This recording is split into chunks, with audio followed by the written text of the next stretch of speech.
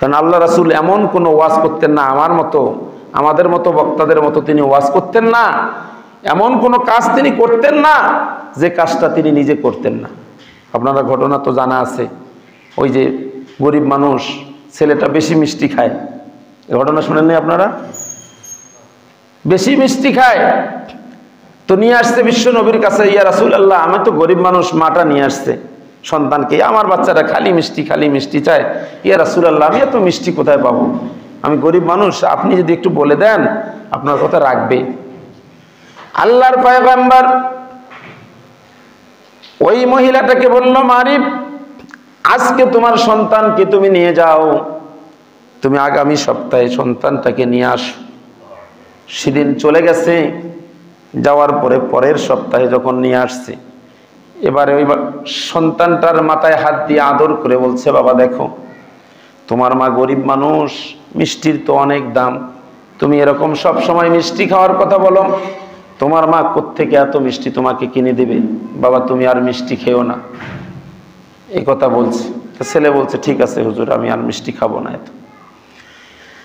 এরপরে ওই মহিলা বললেন, হুজুর, ইয়া রাসূলুল্লাহ, ইয়া হাবিবাল্লাহ, আপনি তো তেমন কোনো কথা বললেন না, একটা সাদা মাত্র একটা স্বাভাবিক কথা বললেন, আর এই কথাটা বলার জন্য আপনি আমাকে কষ্ট দিয়ে আবার এক সপ্তাহ পরে আবার কেন ডেকে আনলেন?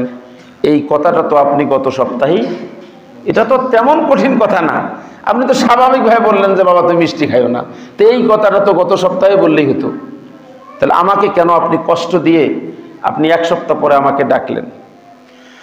বিশ্ব নবী বললেন, কেন তোমাকে আমি এক সপ্তাহ পরে ডাকছি, এর কারণটা হলো তুমি বাচ্চাটার বিরুদ্ধে যে অভিযোগটা নিয়ে এসছো, ওই অভিযোগের অভিযুক্ত আমি নিজেও। সুবহানাল্লাহ বলেন। আমারও নিজেরও মিষ্টি খুব পছন্দ, আমিও মিষ্টি খুব পছন্দ করি, আর আমি নিজে যে জিনিসটা পছন্দ করি কেমন করে ওই মাসুম বাচ্চাটাকে আমি নিষেধ করি, এই জন্য আমি এক সপ্তাহ পরে ডেকেছি। এই এক সপ্তাহের মধ্যে আমি মিষ্টি খাওয়াটা কমায়া দিয়েছি, আমি আর মিষ্টি অত খাই না, এই জন্য বাচ্চাটাকেও আমি নিষেধ করেছি, বাবা এত মিষ্টি খাবা না, মিষ্টি কম করে খাবা। তাহলে দেখেন তার কথার প্রত্যেকটা কথার ওজন দেখেন, এমন কোনো কথা বলতেন না যেটা বাস্তবে আমল করতেন না।